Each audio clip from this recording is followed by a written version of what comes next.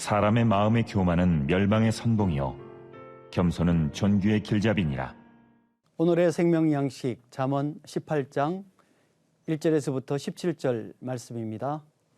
무리에게서 스스로 갈라지는 자는 자기 소욕을 따르는 자라. 온갖 참 지혜를 배척하느니라. 미련한 자는 명철을 기뻐하지 아니하고 자기의 의사를 드러내기만 기뻐하느니라. 미련한 자의 입술은 다툼을 일으키고 그의 입은 매를 자청하느니라. 오늘의 본문은 미련한 자에 대한 선물 3종 세트와 같은 내용이라는 생각이 듭니다. 먼저 미련한 자는 자기 욕심이 많은 사람이라고 얘기하고 있습니다. 물론 사람들은 다 자기 욕심이 있습니다. 세상에 욕심이 없는 사람이 얼마나 있겠습니까? 그러나 미련한 자는 이러한 자기 욕심을 밖으로 드러냅니다. 마치 그것에 대한 창피함을 모르는 사람과 같다는 생각이 듭니다. 뿐만 아니라 자기 욕심 때문에 다른 사람의 삶과 또 분쟁을 일으키기도 합니다. 그리고 결국은 무리에게서 떠나갑니다. 이는 가장 나쁜 방법을 선택하는 것입니다.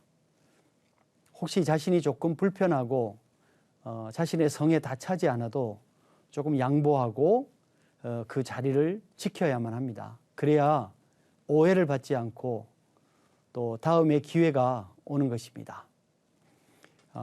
6절이 그 내용을 잘 설명하고 있습니다. 6절에 보면 미련한 자의 입술은 다툼을 일으키고 그의 입은 매를 자청하느니라 라고 얘기하고 있습니다. 굳이 하지 말아야 할 말들을 해서 다른 사람들과 다툼을 일으키고 그것 때문에 매를 자청한다고 했습니다. 미련한 자의 행동과 말은 결국은 자신에게 해를 끼치는 그런 결과를 초래합니다. 그런데 말입니다. 더 큰 문제가 무엇인 줄 아십니까? 이러한 일을 겪으면 그것을 깨닫고 다음에는 조심해야 하는데 그렇지 않다는 것입니다. 다음에도 똑같은 일을 행합니다. 이것은 미련한 자의 특징 중에 하나라고 말할 수 있겠습니다. 남의 말하기를 좋아하는 자의 말은 별식과 같아서 뱃속 깊은 데로 내려가느니라. 자기의 일을 게을리하는 자는 패가하는 자의 형제니라. 이렇게 8절과 9절에서 얘기하고 있습니다. 이번 본문은 남의 말하기를 좋아하는 자와 자기 일을 게을리하는 자를 묶어놓고 있습니다. 성경에서 남의 말하는 자를 매우 경계합니다. 다른 성경에 두루 다니며 한담하는 자는 남의 비밀을 누설한다 라고 했습니다. 그렇습니다. 말을 많이 하는 사람은 결국은 남의 이야기를 하지 않을 수 없습니다. 말을 하면 할수록 그 내용이 더 늘어나고요. 보다 또 자세하게 묘사를 하려고 하는 그런 경향들이 있습니다. 그러면 결국은 그 말에 거짓이나 과장이 첨가되게 마련입니다. 그 말을 듣는 사람은 이 사람은 이리저리 다니면서 남의 말을 이렇게 하는 것을 보니 또 내 말도 다른 사람에게 전달하겠구나 라는 의심을 하게 됩니다. 그러면 결론은 어떻게 되겠습니까? 주위에 있는 사람들에게 신뢰를 잃게 됩니다. 12절에는 사람의 마음의 교만은 멸망의 선봉이요 겸손은 존귀의 길잡이니라. 사연을 듣기 전에 대답하는 자는 미련하여 욕을 당하느니라. 17절에 송사에서는 먼저 온 사람의 말이 바른 것 같으나 그의 상대자가 와서 밝히느니라. 이렇게 기록되어 있습니다. 앞에서 언급한 이러한 내용들은 결국은 그들의 마음이 교만해서 그렇습니다. 나는 괜찮다는 것입니다. 교만한 사람들의 특징은 나는 괜찮아, 다른 사람이 문제지 라고 얘기하는 것입니다.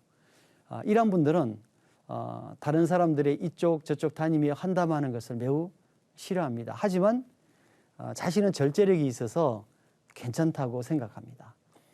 세상에 이런 경우가 어디에 있겠습니까? 본질적으로 다른 사람에게 위험한 일은 나에게도 위험한 일인 것입니다. 다른 사람들은 안 되고 나는 괜찮은 일이 어디에 있겠습니까? 예수님께서 바리새인들에게 자신도 천국에 가지 못하고 다른 사람들도 가지 못하도록 문을 막는 사람들이라고 했습니다. 이 말의 의미가 무엇입니까? 그들은 자신의 행동이 어떤지 알지 못한다는 것입니다. 자신의 행동이 어떤지 알지 못하는 사람들이 다른 사람들을 인도하는 리더로서의 역할을 하려고 합니다.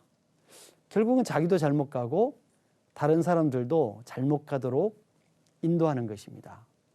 사연을 듣기 전에 말하는 것이나 송사에서 자신이 먼저 말하는 것 때문에 자신의 말을 믿을 것이라고 생각하는 것은 어리석음을 말하고 있는 것입니다. 사연을 다 듣기 전에 말한다는 것은 상대방의 말을 다 듣기 전에 그 말을 다 듣지 않아도 자신이 잘 안다고 생각하는 것입니다. 그러나 말은 끝까지 들어봐야 그 내용을 정확하게 알 수 있는 것입니다. 여러분 가끔 이런 말을 듣지 않습니까? 한국 사람들의 말은 끝까지 다 들어봐야 한다. 그렇습니다. 비단 우리나라 사람들의 말뿐 아니라 누구의 말이든 다 들어봐야 그 내용을 알 수 있는 것입니다. 재판에서도 양쪽 편의 말을 다 들어보고 판결을 하는 것입니다. 왜냐하면 뒤에 다른 사람의 말도 들어봐야 하기 때문입니다. 사랑하는 형제자매 여러분, 오늘 본문을 통해서 우리는 특별히 말을 어떻게 할 것인가에 대한 소중한 교훈을 얻게 됩니다. 말은 정직하게, 때에 맞게, 그리고 다른 사람들의 말을 다 듣고 나서 해야 합니다. 우리의 말을 추수날에 얼음 냉수 같게 해 주시기를 기도합니다. 아멘.